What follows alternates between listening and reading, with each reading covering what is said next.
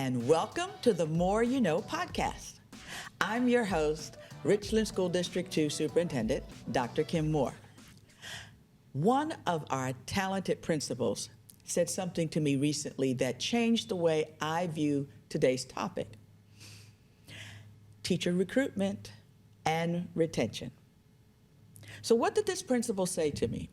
Well, Principal Jeff Timoni from Spring Valley High School said he likes to view it as teacher retention and recruitment, because if we focus on retention first, we keep our talented teachers and have to recruit less new ones. That caused me to reflect and to make a shift in how I view this particular topic. The bottom line is Principal Timoni is right. He is so right about that. So, since that conversation, I have referred to it as teacher retention and recruitment. This topic is one of the biggest issues in public education today. Let me give you some data. According to the National Education Association, approximately 50% of new teachers will leave the profession within their first 5 years of teaching. Think about that. Now, as you know, I am the proud mother of five adults. Unfortunately, none of them are in education, but they all went to college. And if we had paid for 4 years of college for our children to become a teacher, and then within 5 years of graduating, they decided to change professions, as a parent, I would have to wonder, was that a good investment of my resources? Of course, I believe it is, because they would have been impacting students during their time in the classroom. But more importantly, they went to school for a career, and in this case, a career in education. So the question everyone is asking is, why? Why, and what can be done to reverse the exodus of quality teachers? A survey from the Center for Teacher Quality, which included responses from 32,000 teachers, revealed that support from colleagues and administrators is one of the most significant factors in a teacher's decision to stay or leave the profession. So by ensuring that teachers feel supported and cared for, administrators can keep teachers satisfied in their current positions. So it isn't always just about salary. But let's be honest. When a teacher can leave the profession and get a raise, that is a retention problem for sure. And we don't want to minimize that. So today, I wanted to have a candid conversation about teacher retention. So I invited those closest to the problem, because I believe people closest to the problem normally have the solution to the problem. I have two of the best here in Richland 2 joining me today. These are our 2022-2023 and 2023-2024 Teachers of the Year. So today we have Tracy Mason and Will Epps. Thank you for joining me today. Thank you for having us. I am so excited to have you here today and to have this conversation. So first, I want to say I am grateful for what you do every single day for our students, because you are changing lives. And you do that by preparing our students to be future ready. So I have some questions I want to ask you today. And I know that we're going to have a very frank and open conversation around this very important topic. And while I know our guests that will be listening to us are also very concerned about this, I want you to understand that this is the beginning of the conversation for us. This is not going to be a chance for us to solve everything. And I know Tracy and Will agree with me. But we can't start addressing issues if we don't at least begin to have conversations. Exactly. right? Yes. Correct. Okay, so are you guys ready? Yes, ma'am. Are you ma'am. excited? Absolutely. I am. Okay, smile, Will. There you go. So here's the first question. What are the pressing issues that you are hearing from your fellow teachers? And before you answer that, let me just let everyone know that Tracy runs our teacher forum for our district, which is our Teachers of the Year for the last 3 years that are a part of the teacher forum. Of course, Will is a part of that now because he's our district teacher of the year for this year. So she has the opportunity to connect with her colleagues and hear their responses. So let's talk about that. What are you hearing? What do you think? So I'll start. I think I was surprised to not hear as much about salary as people think. Really? Yes, I think from younger generation that was true. The teachers are asked that maybe when they're 5 years or less. That was definitely a driving force. But for those like me who have 20 plus years in the field, I think for me it's more of the lack of support and cohesion with parents and administrators. So for me, I think a lot of things could be solved. We can get parents on board with what we're trying to do at the school, be present in the schools.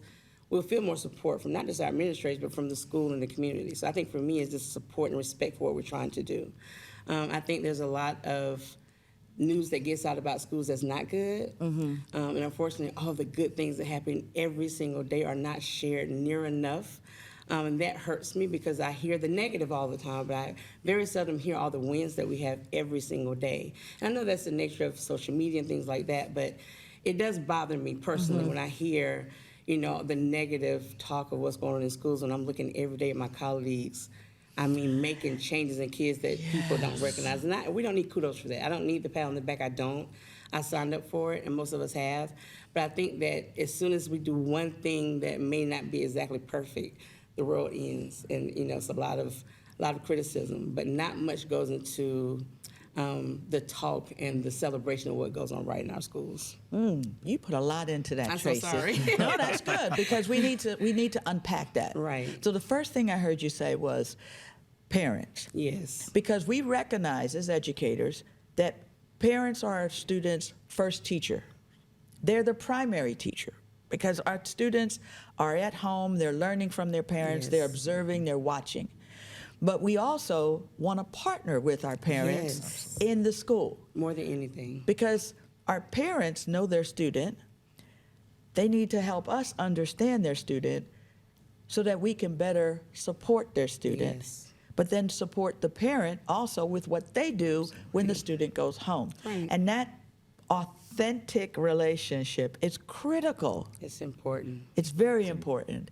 And I'm so glad to hear you say that because that is one of my goals is that parents feel like they are welcome Yes. in our schools. Yes. And we want them to be a part of their children's education. Yes, I have to share this because you said welcome in the school. So recently, and I do not want to take over this podcast conversation, but very passionate about it. But we had our benchmark test, and we invited parents to come help with just restroom breaks, so just sit in the halls, monitor the halls. And so many parents have reached out to me after their experience with more compassion for us and understanding.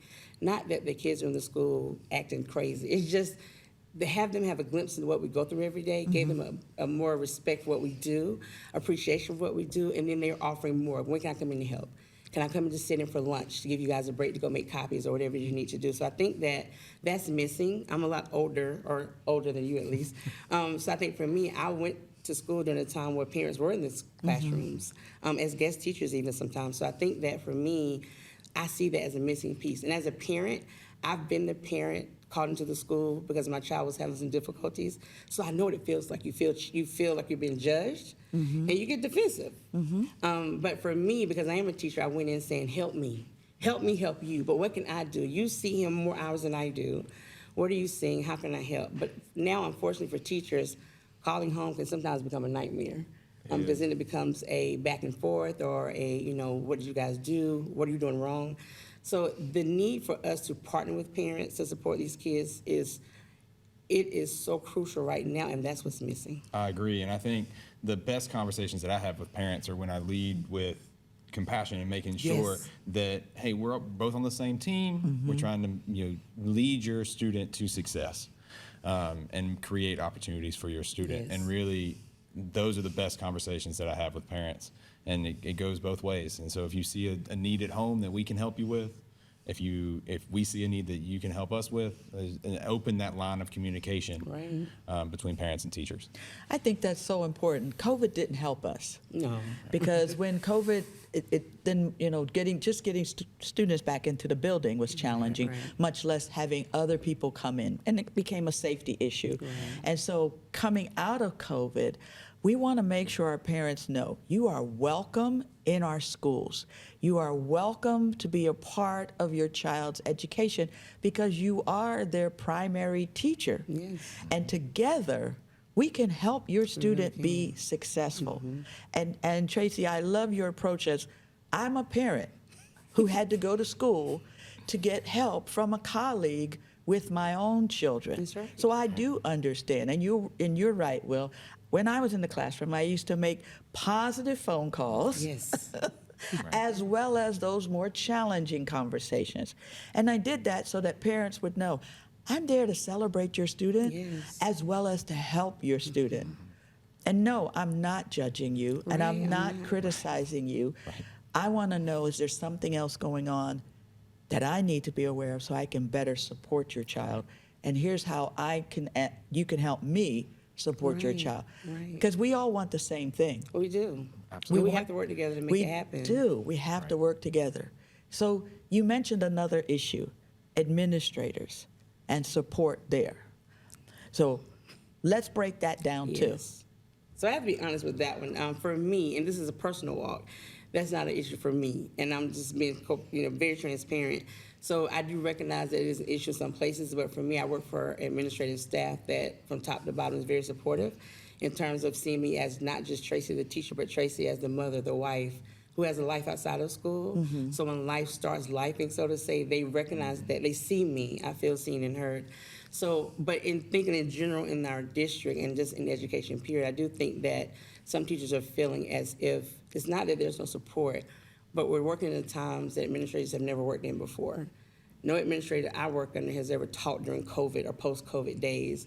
So I want to make sure that we keep the lines of communication open about how that's different from what it was years ago, how expectations have changed, how students' drive and desire has changed, how hard it is to motivate these kids.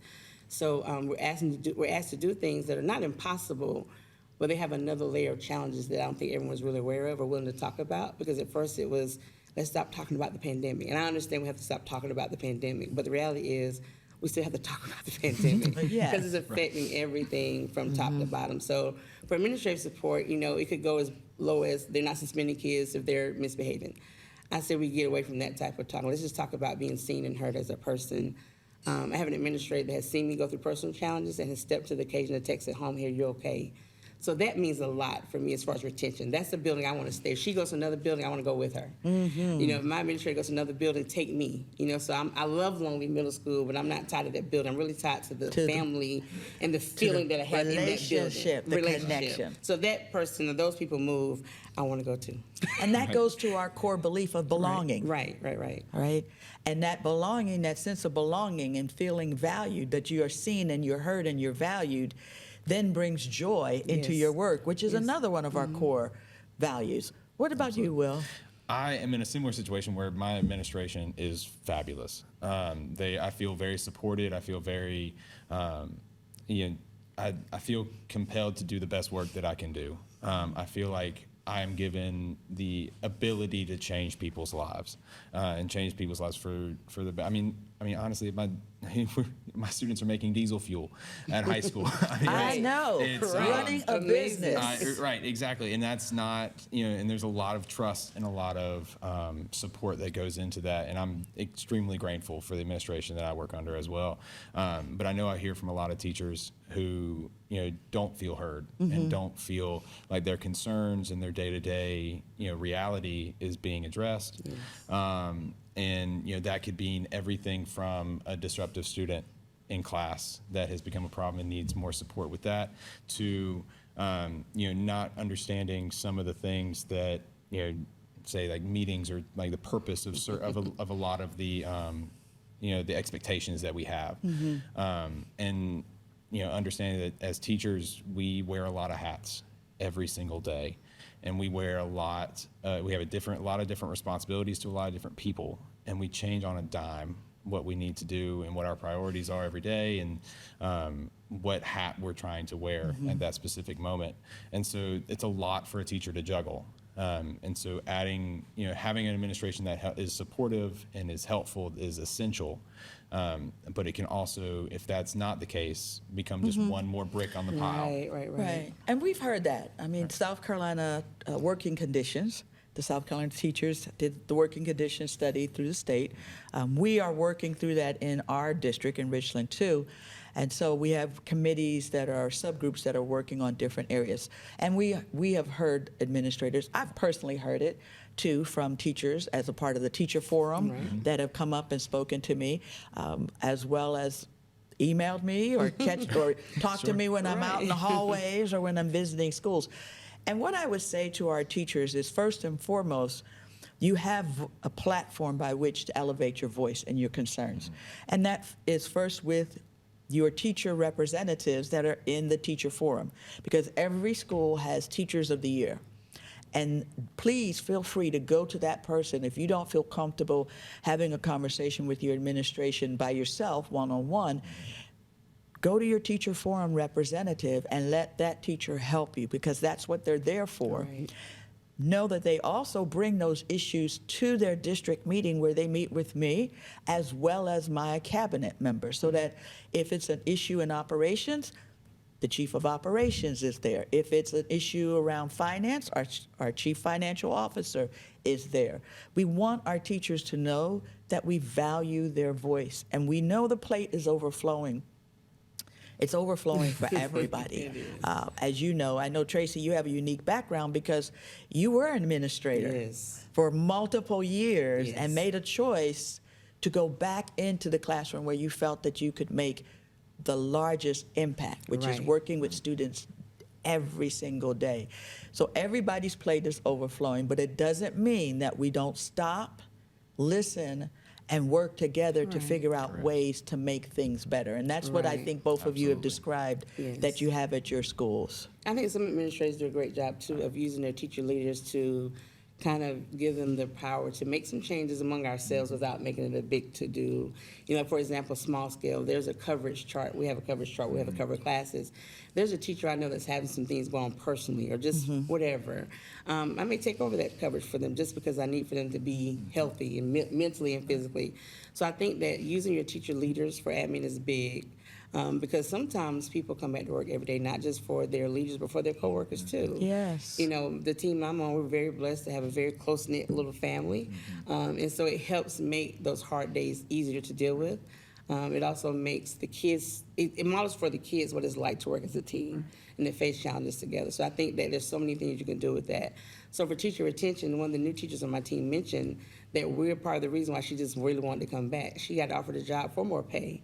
But for her, she saw the impact that she could have on kids and the growth that she made with the 1 year of teaching. So now she wants to keep going. You know, she's going back for her master's. So I think that's important. You take that same teacher and put on a team or a school where there's not that support, she would have left, I'm pretty sure. Well, that leads us into our next question then. So what can we do to keep our veteran teachers in the classroom? I think, allowing, listening first and foremost. Okay. Listening to teachers and working with them to address any issues that arise and support them through the struggle and the challenges that happen every day. Because, as teachers, we come to this profession wanting to change lives, wanting to make a difference. And we also don't want to feel stagnant. We don't want to feel like we're in a corner or there's no way for us to make our situation better. And I think partnering with administration, partnering with parents, partnering with our colleagues, everyone around the school, there are a lot of ways that we can make our schools and our classrooms a more inviting place and a better place to work. But like you say, people who are closest to the problem always have the best solutions. They have the best solution. And so we need to work together as a collective team to make those solutions a reality and make everything better. Because you're right. Like the way to fix a problem is to realize that we have one.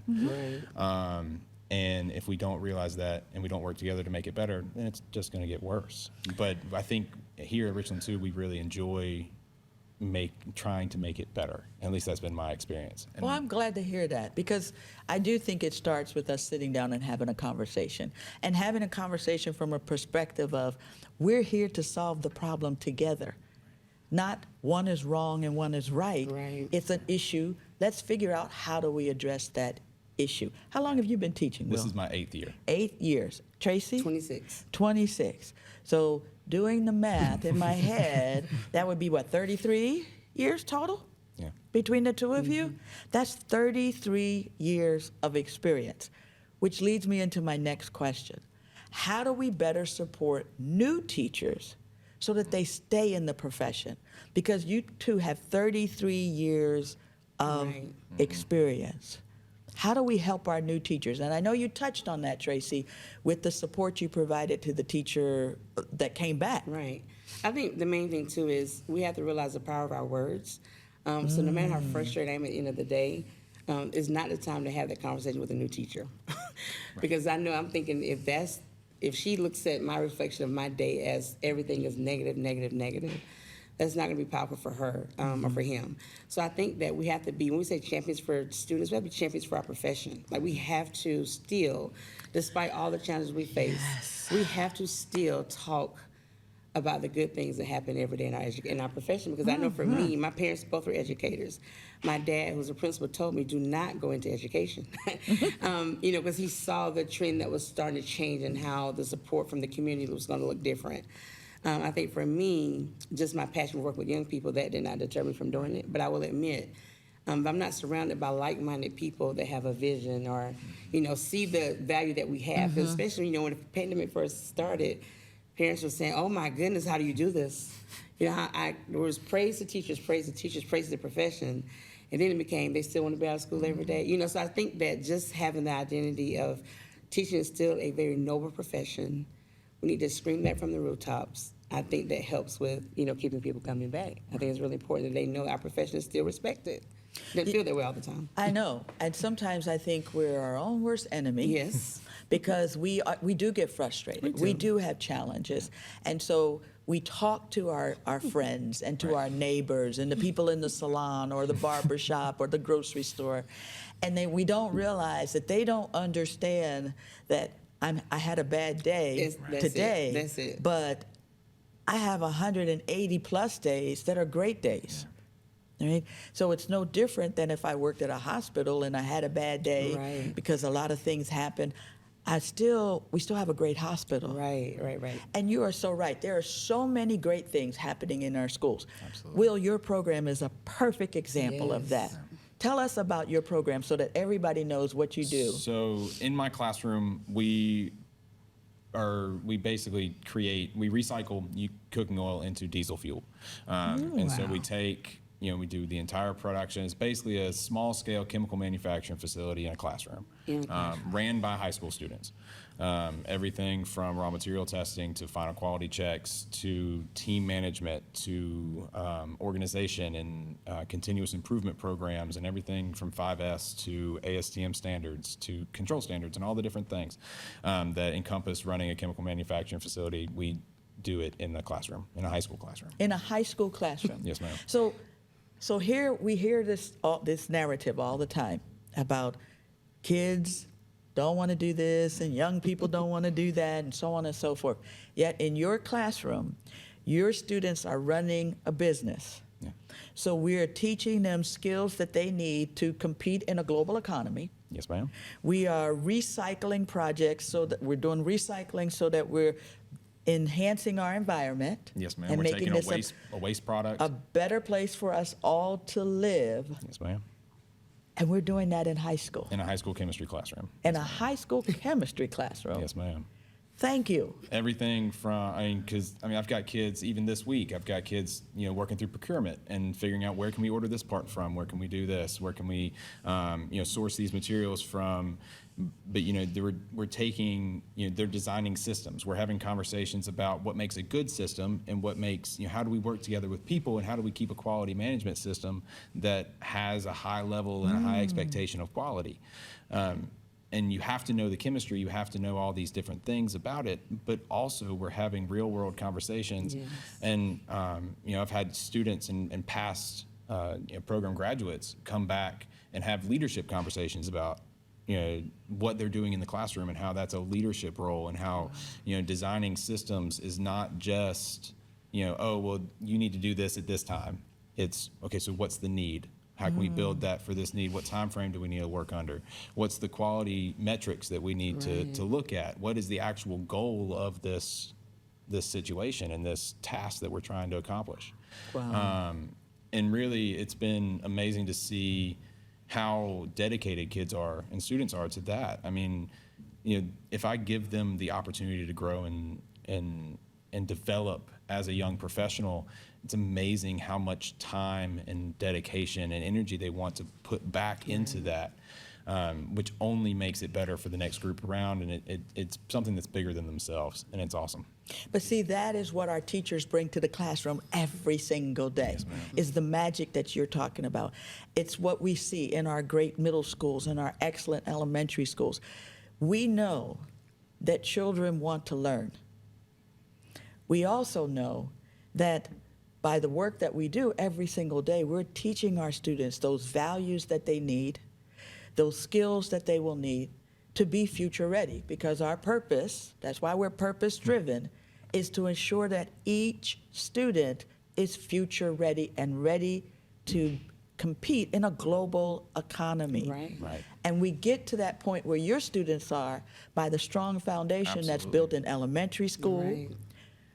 in middle school, Absolutely. to prepare them for the high school experience that prepares them for when they walk out the door with their high school diploma, but with skills to either enlist, be employed, or enroll, they want, Absolutely. whatever right. they want to do. It's Correct. about giving students choice. Absolutely. So when we think about that, what can the community do to help us? I would say, from my experience, reach out to your local school, see Okay. what initiatives and see what projects are already in place, and see how you can support Yes. those initiatives. That could be everything from coming into lunch and Right. having a teacher sitting there so the teacher can go run copies, to providing a meal, to supporting a program, sponsoring a student who needs XYZ for either an extracurricular activity or a project, or if you know someone or if you run a business, go talk to your local school, see how you can become involved. Because we all work together as a community to make our community Yes. a better place. Well, I have to say thank you. You guys have been Yes. awesome today. This is part one of our discussion on teacher retention That's right. Yes, ma'am. and recruitment. Now, let's talk teacher retention and recruitment with someone who has spent years advocating for teachers right here in Columbia and also in Washington, D.C. I am so honored today to have Patrick Kelly. He is actually one of our outstanding AP US Government and Politics teachers at Blythewood High School. But in addition to teaching everyday students, Yes, ma'am. Mr. Kelly is the Director of Government Affairs for the Palmetto State Teachers Association, which is the largest professional association for educators in South Carolina. Now, in this role, Mr. Kelly works with educators, school leaders, and elected officials across the state to develop policies that enhance educator support and educational opportunities for all students in South Carolina. He is also a member of the South Carolina Department of Education Teacher Recruitment and Retention Task Force. So this is their May 2023 recommendations. Let me show you this. See how thick this document is? In fact, it is It's a lot of a pages. lot of pages. Just know that it's a lot of pages that Patrick Kelly was a part of in looking at how do we retain and recruit educators to serve our students. So, Patrick, first and foremost, thank you for being here with me Yes, today. thank you for having me. Now, I think you probably noticed that I actually changed the title of your report, because the actual title of your report is Teacher Recruitment and Retention Task Force Recommendations. And I've changed the title to be Teacher Retention and Recruitment Task Force Recommendations. And in the first part of our podcast, I shared a story around why I changed the language and changed my language when I'm talking about teacher retention and recruitment. And it came from one of our brilliant principals. But the bottom line is, if we retain our great teachers, then we don't have to recruit as many new teachers. That's right. We still need new teachers. But the knowledge, the expertise, the experience that our veteran teachers bring serve as the foundation for our new teachers to build on. Absolutely. Yeah, I mean, that's essential. It has to start with retention. The analogy I like to use is if you have a bucket with a hole in it, you can continue to dump water in it, but you're still leaking. If you really want to address the issue, you got to plug the hole first, then add more water to the bucket. The teacher workforce in South Carolina is the same. We opened this school year statewide with 1,600 teacher vacancies. That's the highest number ever reported in state history, and that number's climbed every year for the last 5 years. Our universities, our teacher preparation programs are simply not producing enough teachers every year to cover the high turnover we're seeing in the profession. So if we can't retain the great teachers we have, all the best recruitment and efforts in the world will fall short. And those new teachers aren't going to have the benefit of working with the experienced teachers that know our students, that know our community, that can mentor and guide them into being effective teachers as they start their career. And that last point is critical for people to understand, our parents to understand, that mentoring is a vital component in retaining teachers. That's right. I mean, research consistently shows that teachers that have high-quality mentoring early in their career are far more likely to stay in the career, but they're also more likely to be effective in the classroom as measured by student achievement, which is ultimately what we want. We want great teachers with our students so our students can reach their full potential. You know, we've been fortunate in Richland, too, throughout my career to invest in early career mentoring. We have coaches that work just with our early career teachers, led by Kathy O'Quinn, a phenomenal former finalist for State Teacher of the Year who does a great job with our new teachers. Richland, too, provides a small stipend to our mentor teachers that work with our early career teachers, and that's one of the recommendations in the report, is for the state to fund mentoring stipends for the individuals that are working with our new teachers, not just in their first year, but in their first 3 years in the classroom, because those are the critically important years for retention and for professional growth. Right now, the state of South Carolina doesn't appropriate $1 for stipends for mentor teachers, which I've done this before. It's effectively a second job because you still have your full-time teaching duties, but you're also using your planning period, your lunch period, your time before and after school to work with that new teacher on lesson development, on assessment design, on navigating the hard moments of how do you communicate to a parent when their student isn't doing as well in class as you might want. There's an art to having that conversation. Statewide, we're asking veteran teachers to do that with no compensation. The task force report specifically calls out that that should be a compensated activity so that we can make sure that we are awarding the expertise of these great teachers. No, that's so important because we know research shows that we lose half of the new teachers within the first 5 years of them becoming teachers. That's right. And that statistic is very alarming. And it's also problematic, not just for our educational system, but also for that individual, because they've gone to school to become a teacher, and now you're leaving the field that you were excited to be a part of. And we want to change those numbers. But you referenced the report, and that was one of the recommendations in the report. You advocate for teachers, for educators with our state government as well as the national government. In this report, there are findings. Can you just give us some high-level strategies that we could put in place as a state, as a district, even as a nation, Sure. that would help with the retention as well as the recruitment of teachers?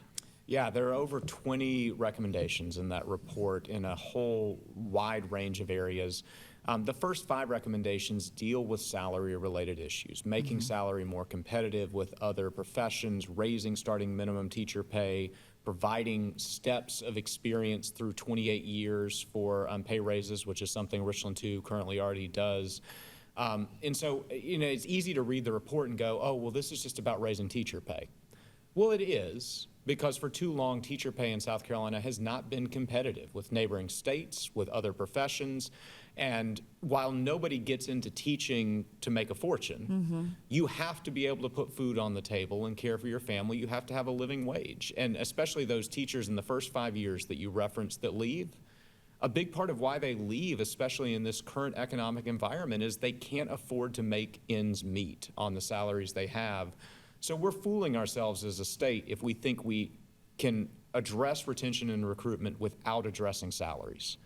But what struck me in working with this task force is we conducted listening sessions across the state that were open to the public, and an overwhelming preponderance, 90+% of the people that showed up to talk to the task force were teachers, which you would expect. That's the target audience. And they shared concerns about salary, but it was rarely the first concern. Really? The primary concerns were typically in 3 big areas. They were, number one, what I would consider to be lack of time. And those are teachers that were either concerned about a lack of instructional time with their students because their instructional time was being taken up by state requirements or local requirements. That could be testing, that could be surveys, but they were having a hard time doing what they got into the profession to do, which is to teach. But it was also about time at home. It was about work-life balance. At PSTA, we survey our members every year, and the majority of our members are working in excess of 50 hours a week. That's not what their contract is for. They're taking the work home. The work doesn't end. And so we heard that from teachers. So lack of time. Number 2 was lack of support.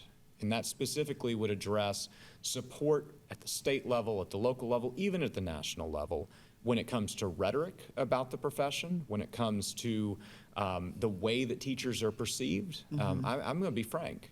Teachers are community builders. Teachers are life changers, but that is not how they have been portrayed.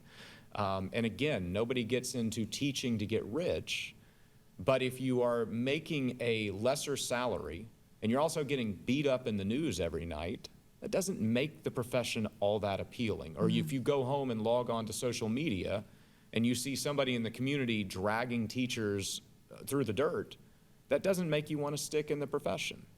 That lack of support was also about support for teacher decisions on student discipline, on classroom management. And then that last category was lack of respect. And again, that's where the media narratives about teachers come into play. We as a community, as a state, as a nation need to uplift our teachers. We don't need to bring them down. Are there individuals in teaching that could do their job better? Of course there are. That's true in every profession. But that doesn't mean that you take the exception and turn it into the rule. We have the power to build up our teachers through the way we talk about their work, through the way we support their work. And that's what we heard on that task force, was the need and the desire from teachers for support from their community, from their school leadership, from their elected officials. That would go a long way toward changing the shortage that we're facing with teachers right now. You know, you raised some of the same points that Tracy and Will raised in our first part discussion on retention and recruitment. And as I was listening to you, it reminded me of my first days, my first years as a new teacher. As you know, I'm retired military and chose teaching as my second career. And just like being in the military, it is not a profession that you will get rich in, right? But it's service. That's right. It's service to something bigger than you, to a cause greater than yourself. And that's what education for me is. To me, education is heart work, because we are making sacrifices. And as you were talking, it just reminded me of the number of hours I spent every evening, because I was brand new, preparing my lesson for the next day, being at a soccer game where I should have been watching my son play soccer, and grading lab reports.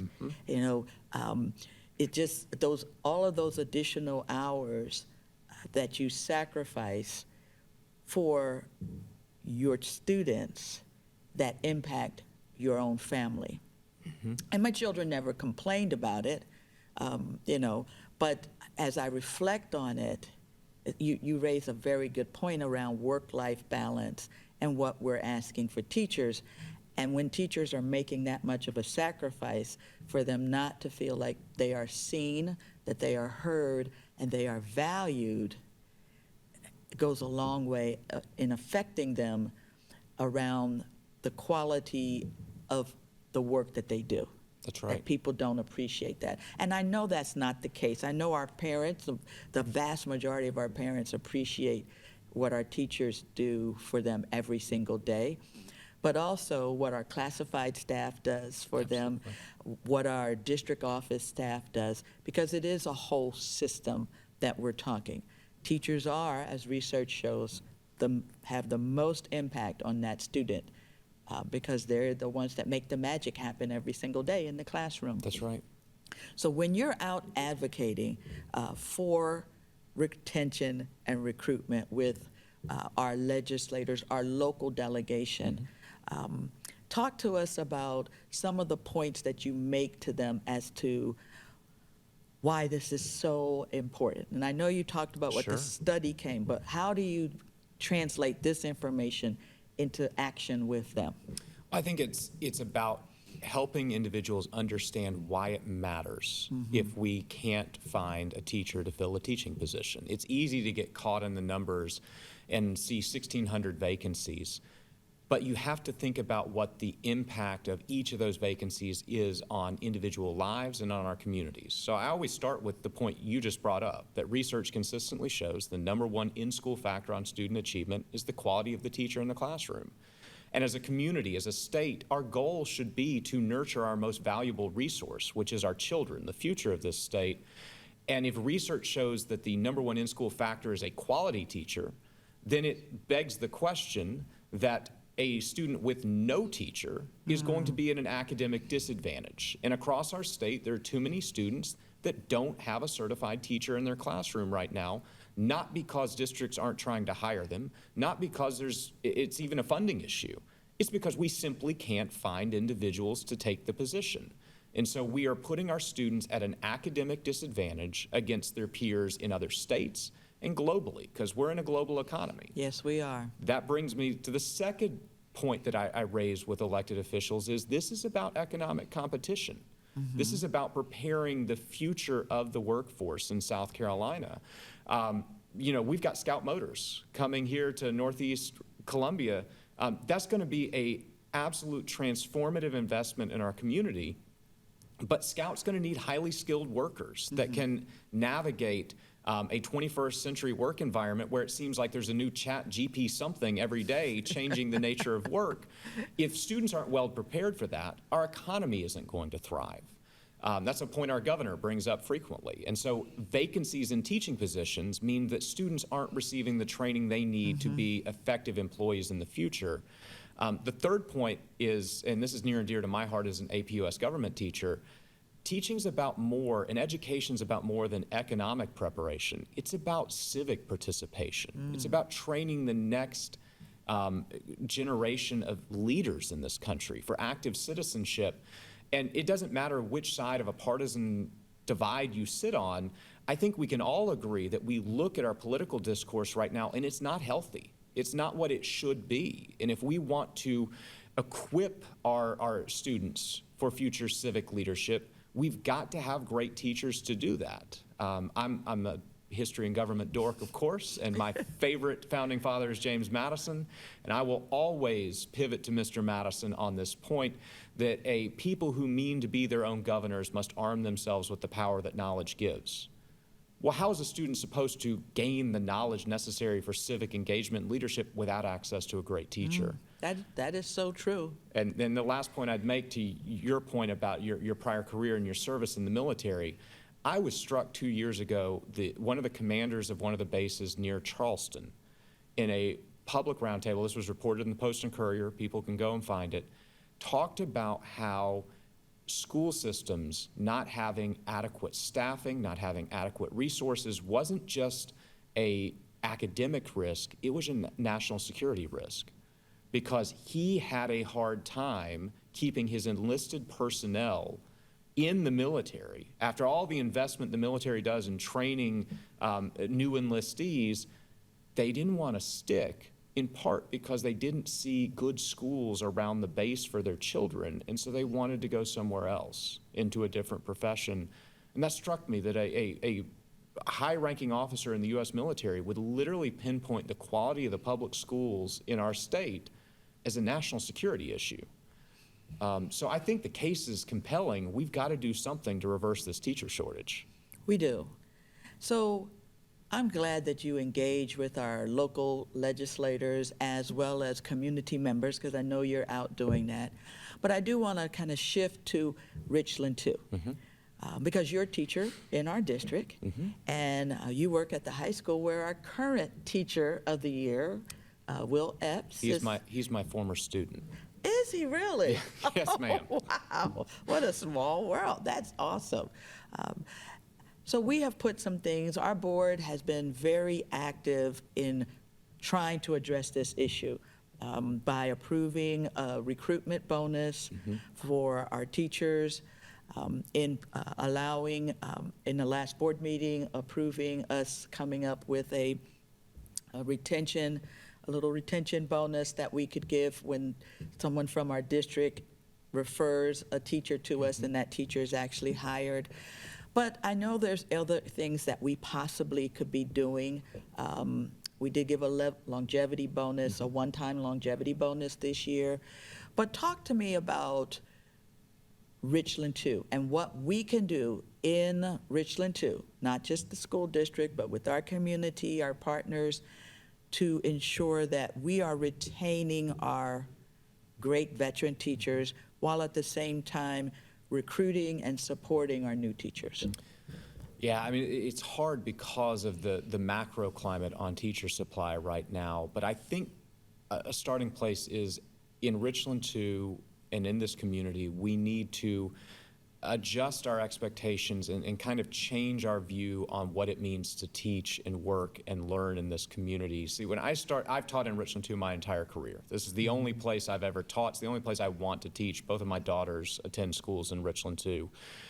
When I was coming out of school back in the dark ages of 2005, when my current students remind me they weren't even born yet, which they enjoy. Okay, we won't talk about when I came out of school then. But when I was coming out of the University of South Carolina, my peers going through my degree program were jealous of the fact I was offered a contract by Richland 2, because that was a desired contract. That there were the demand exceeded the supply.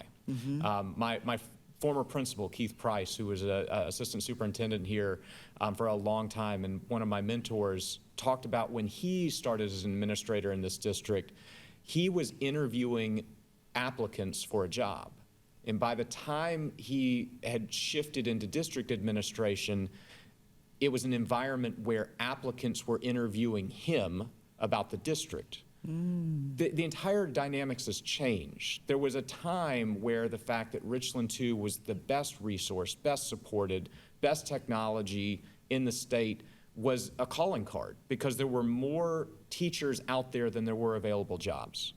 We're not in that environment anymore. There are more vacancies than there are teachers. The workforce is flipped. And so we have to be cognizant of that fact and realize that job one is retaining great teachers, because great teachers are the best resource we can give to our students. Our board has invested significantly in compensation, and there's been a lot done there, especially the retention bonus, as you mentioned. But as the task force work showed me, salary is part of the equation, but it's not the whole equation. It's about working conditions. And so I think we need to listen to the voice of our veteran teachers. We need to listen to our teacher forum. We have lost some outstanding veteran teachers, longtime colleagues of mine in recent years. I think they have stories to tell, and we need to listen to those stories carefully, and we need to act on those recommendations, because not only are teachers the foremost experts on what works in a classroom, they're the foremost expert on why people stay in the classroom. So we need to hear those voices. We need to create the working conditions that will retain our veteran teachers, that values their expertise, and whether that means making sure that they have time to do what they love, which is instruct students, whether that means that they feel elevated and valued for the expertise they bring to the table. We have got to create those conditions, because the world has turned since 2005. And if we continue to operate in a 2005 mindset of Richland 2 is the gold standard, which it has so long been in this state, and it remains, but that alone isn't enough anymore. We've got to change the way we approach business. And I agree with you, because one of the things you said is so true. We are no longer in a marketplace in which people are coming into the profession, which then makes the few that do come in scarce, right? So they have more choice to pick and choose among school districts. And I have to say that I'm very proud of the work that has been done prior to me coming. We have a very robust teacher forum. And the teacher forum, for our parents that may not know that, is comprised of the teachers of the year for the current year and the past 2 years. So most of them are veteran teachers. And we meet on a regular basis. It is their meeting, so they tell us what they're interested in and what they want to learn more about. And we just have a great dialogue with them and talk about how can we make things better. And so I believe that is one of the strategies you just talked about. We also have put in place the working conditions subcommittees that we were a part of this study, and we have our working conditions groups that are working on how do we improve the working conditions, because that is a day-to-day challenge for us. Like you mentioned, every organization has challenges. How do we address those challenges? I think it's the more important part, not that we try to run away or not acknowledge that we don't have challenges, because we do. So I am excited about the work that we're doing. I'm very excited that you're here with us in our district to help guide us with this work, because it really is important. At the end of the day, we have to make sure that our students are future ready, which is our what we say around here, right? We are purpose driven, so the students can be future ready, because our students have to compete in a global economy.